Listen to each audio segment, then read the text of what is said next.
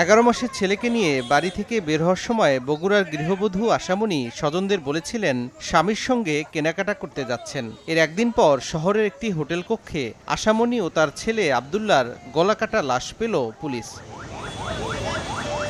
স্বজনরা জানিয়েছেন, ছেলেকে নিয়ে সদরের আকাশতারা এলাকায় বাবার বাড়িতে থাকতেন আশামণি। সরকারি চাকরিজীবী স্বামী আজিজুল হক থাকতেন চট্টগ্রামে। ছুটিতে এসে কেনাকাটা করে দেওয়ার কথা বলে শনিবার দুপুরে স্ত্রীকে ডেকে নেন শহরের একটি এলাকায়।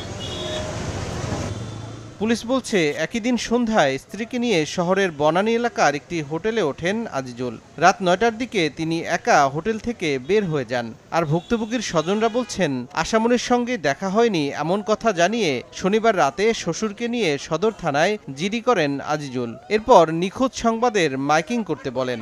মার্ডার করছে, তাও ছোলেকে মারছে, ছোলের মাথা নাকি মাথা বলে পরত নদীতে ফেলে দিচ্ছে। তাহলে আপনারা বলেন এর কি করা? এরকম মানুষ নিষ্ঠুর হতে পারে? সর্বোচ্চ ফাঁসি চায়।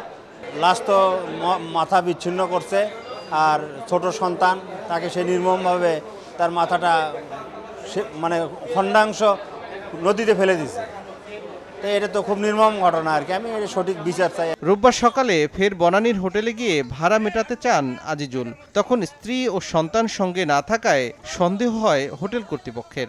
খবর দিলে পুলিশ এসে প্রথমে আজিজুলকে আটকের পর একটি কক্ষ থেকে আশামণির গলাকাটা ও আব্দুল্লাহর মাথাবিহীন লাশ উদ্ধার করে। প্রাথমিকভাবে সে অতটুকু জানিয়েছে যে সে হত্যা করেছে, অতটুকু জানিয়েছে, কিন্তু কি উদ্দেশ্য ছিল বা কি কারণে সেই হত্যাটি করেছে, হত্যাকাণ্ড দুটো সংঘটিত করেছে তার স্ত্রী এবং 1 বছর বয়সী শিশু সন্তানকে, সেই বিষয়ে সে কিছু জানায়নি।